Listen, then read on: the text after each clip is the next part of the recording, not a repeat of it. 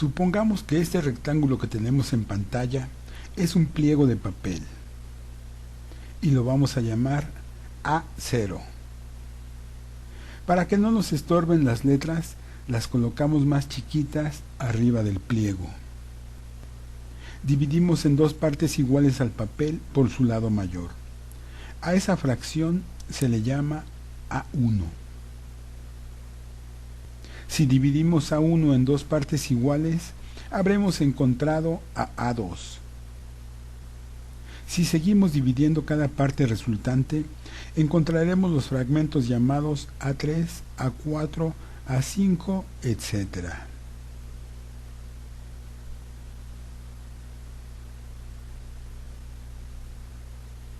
Los manejos del pliego de papel se estandarizaron en Alemania en 1922, en la norma DIN 476, o simplemente DIN.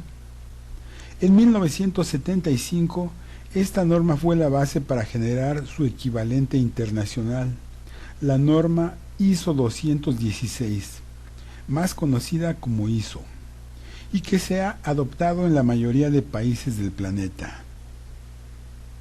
Además del pliego ISO A, también existe el ISO B y el ISO C. Las diferencias entre estos tres pliegos están en sus dimensiones. Vamos viendo las de ISO A. En pantalla tenemos un cuadrado cuya medida de sus lados es X. Se sabe que la medida de su diagonal es el producto de X por la raíz cuadrada de 2.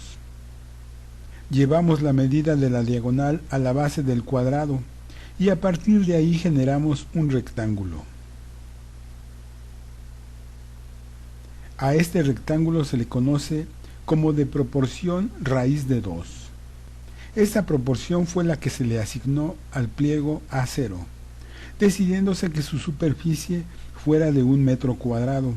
Por lo tanto, sus dimensiones son de 84.1 por 118.9 centímetros. A partir de este dato resultan los valores de toda la serie. Aquí podemos ver el pliego ISO A, sus divisiones y sus medidas correspondientes. Por limitaciones de tiempo, no me puedo detener a examinar estos datos a detalle.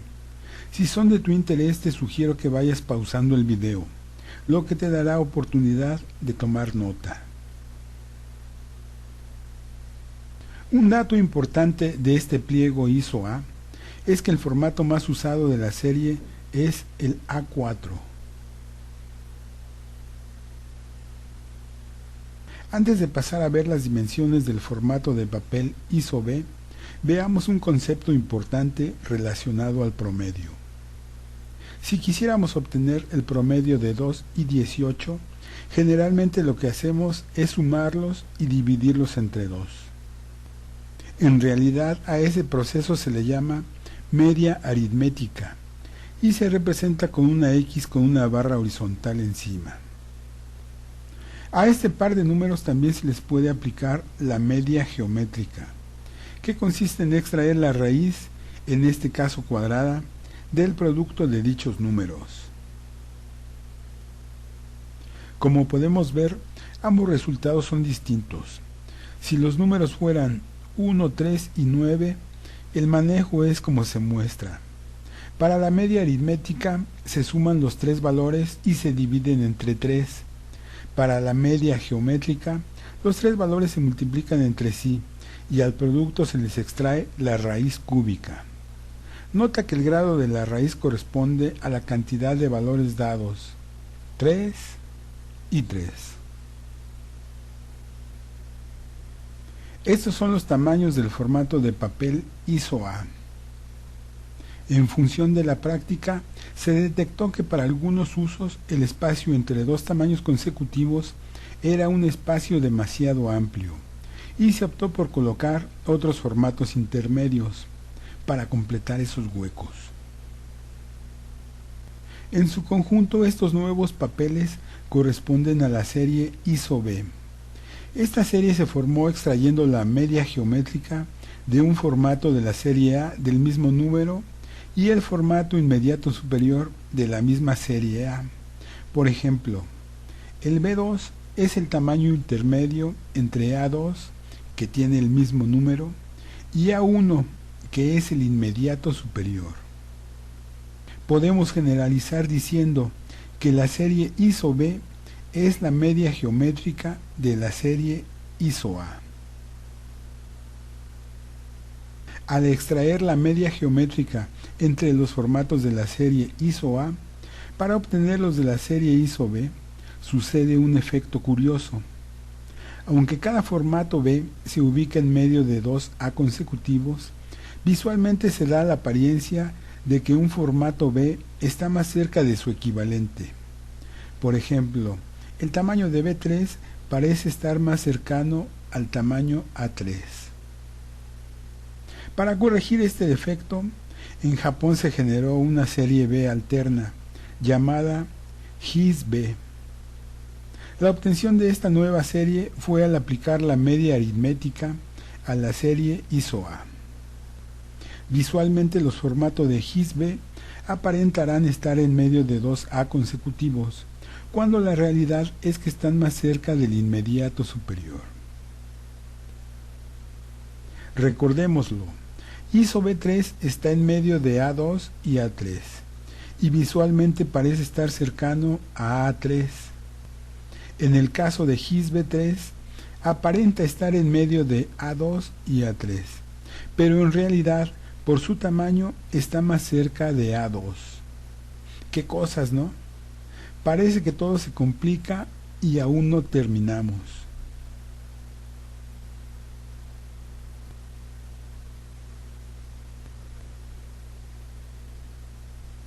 Veamos ahora la justificación de los tamaños de la serie ISO-C. Estos valores se obtienen con la aplicación de la media geométrica, pero de una forma distinta. Para entenderla, tengamos a la mano los valores de los pliegos A0 y B0. Para obtener el ancho de C0, los valores que se proporcionan en la media geométrica, uno es el ancho de A0, que es 84.1. El segundo es el ancho de B0, que es 100. Así es, para definir las medidas de la serie ISO-C, se aplica la media geométrica sobre dos valores combinados, uno de la serie ISO-A y otro de la serie ISO-B. Como se puede ver, para la obtención del largo de ISO-C, se aplica el mismo razonamiento. Y procediendo de forma análoga, las medidas que resultan para la serie ISO-C son las que tenemos a la vista. Primordialmente estos tamaños de la serie ISO-C están destinados para la creación de sobres. Por ejemplo, el sobre C0 se diseñó para contener un documento del tamaño A0. Un documento A1 entra en un sobre C1. En esta tabla se proporcionan todas esas posibilidades. En la norma ISO 269 y DIN 678 se definieron otros formatos de sobre para correspondencia. Por ejemplo, el DL está diseñado para contener una hoja A4 doblada en tres partes iguales, lo que es la correspondencia tradicional.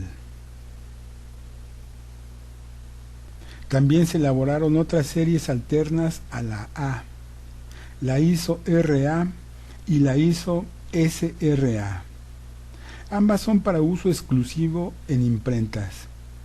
Estos pliegos son ligeramente más grandes que el A0 y dan pauta para la inclusión de especificaciones técnicas, como el registro, el sangrado, la guía de color, etc.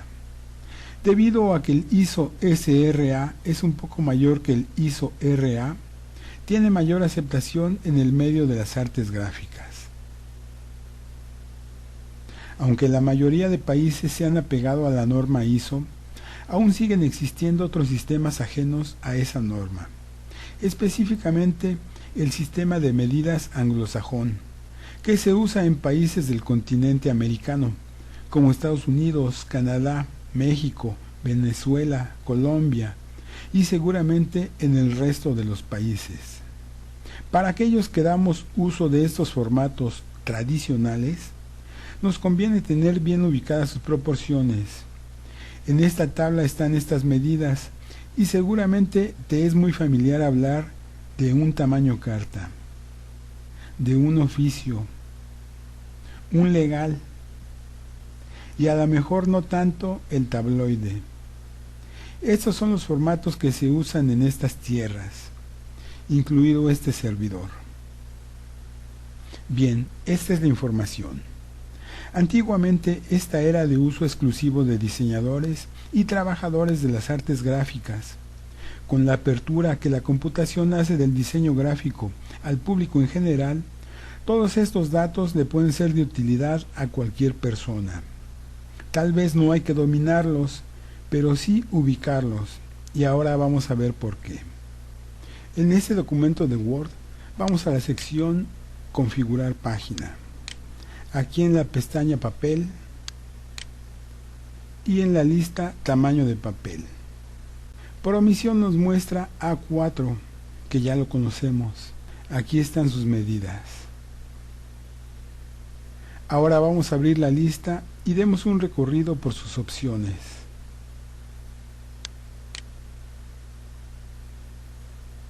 Aquí vemos el legal, el doble carta, A3, A4, A5, A6, folio, B4, B5 GIS, el que propusieron los japoneses,